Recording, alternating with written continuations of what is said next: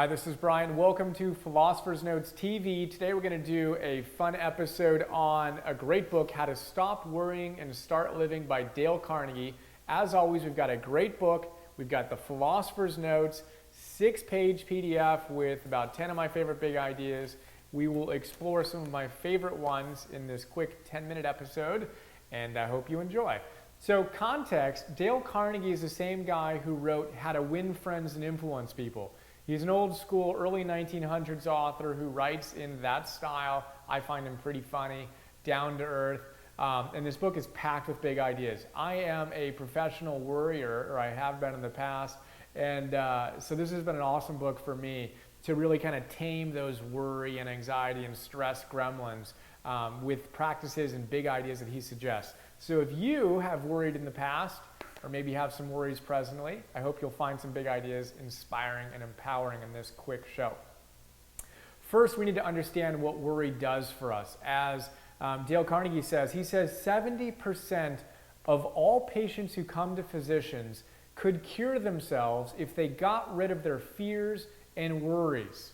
So as we now know, our minds and our bodies are very closely tied together. In fact, they're not separate at all. And if we're stressed and anxious and all this, we're literally poisoning our bodies. And that's going to show up in sickness and disease and all these other things. So we want to start by purifying our minds.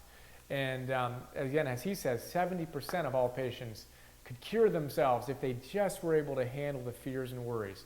So here are some ideas on how we can do that. The first one is this idea of living in day-tight compartments. So imagine a ship. He tells the story that these big ships have compartments such that if water gets into one compartment, an iron door comes down, a steel door comes down and separates that compartment from all the other ones, right? So it's locked, airtight, so the water can't get into the rest of the boat and sink it. And he says we need to do the same thing with our lives. So we've got to be able to separate our lives into day-tight compartments, right?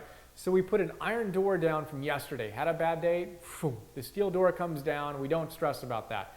Stressed about the future, door comes down. We don't stress about that. We live in airtight day compartments, right? And we just do what needs to be done today. It's a really big idea. And that leads to the second big idea here, which is be willing to have it so. I'm willing to have it so right now with that.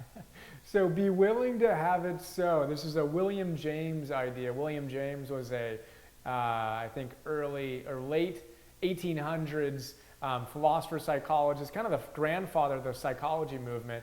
Awesome guy. He used to teach his students, be willing to have it so. Be willing to have it so. Too often we're resisting what is. Right? We're not accepting whatever is in our lives, and that creates a huge amount of anxiety and worry and stress. So if we want to stop worrying and start living, we've got to accept whatever's in our life right now. We can still want to change it in the future, but right now, we've got to accept it fully. And we'll find that as we do that, our future unfolds more and more effortlessly when we don't resist what the current reality is. So Byron Katie, in the note, I talk about a few other people who mention this. Byron Katie, Loving What Is all about this. Eckhart Tolle's Power of Now, that's the heart of his message, is loving the now, loving this moment. Byron Katie is really funny about it. She says, I realized that it's insane to oppose it. When I argue with reality, I lose, but only 100% of the time. How awesome is that? When I argue with reality, I lose, but only 100% of the time. The fact is, whatever is happening is happening. To argue with it is insane. You've got a line at the grocery store. Well, it is what it is. We can choose to do something creative about it, but it is what it is. Arguing with that doesn't make any sense. Traffic on the way to work, it is what it is. Lost your job, it is what it is. Relationship is in trouble, it is what it is. We've got to accept that first and then move to consciously create our ideal. But be willing to have it so is just so big. I talk about some other teachers on that theme here as well. Here's a great quote by Elbert Hubbard in the note. He says, every man is a damned fool for at least 5 minutes every day. Wisdom consists in not exceeding that limit. So Let's cut ourselves some slack. We're allowed to be a total fool for 5 minutes a day, but let's see if we can keep it within that realm. We'd be pretty successful. So the next big idea here is to make a decision and then to rock it. He says that when he's stressed, right, he finds that when he makes a decision, he gets clear on all the different options that are available to him, what's going on, what's stressing himself out, and then he makes a decision. Just making a clear decision relieves about 50% of the anxiety and tension and worry. And then when he starts taking action to deal with whatever it is he's decided to do, another 40% of the stress goes away. He's dealt with 90% of his stress just by making a clear decision and taking action to deal with it. Really big idea. So in the note, I talk about that. I say, okay, what's stressing you out right now? Identify one thing that's stressing you out. And then what can you do? Note a few different things you could do about it, right? And then what will you do? Step 3, what will you do? So step number 1 is what's stressing you out. Step number 2 is what can you do about it? What are all the things you could do about it? Step number 3 is what will you do about it, right? Make the decision to do something about it. Then step 4 is do it.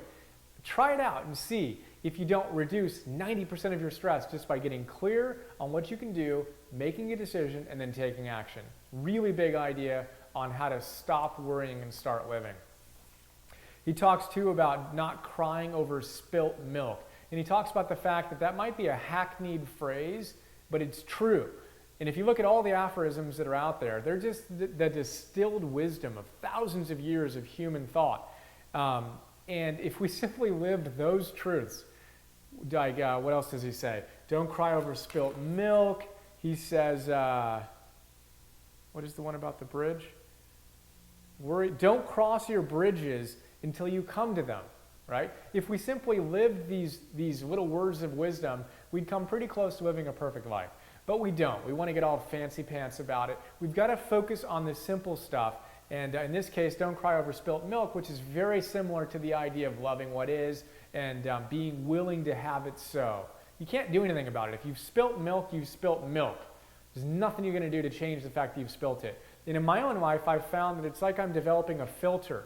And the things that I just don't have any control over no longer trigger me quite as much. It's an awesome thing to see. I still get triggered, of course, but it's awesome to see, wow, I can't do anything about that. It makes no sense for me to get all pissy about it. It's really empowering.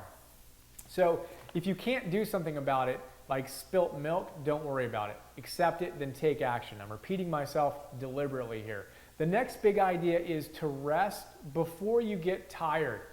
So if we want to stop worrying and start living, we've got to rest before we get tired. He says that rest and fatigue, rather, is highly correlated. I don't know if you could hear my lunch is ready for me. Sound just went off. We need to rest before we get tired because fatigue is highly correlated to worry. When we're tired, we're stressed.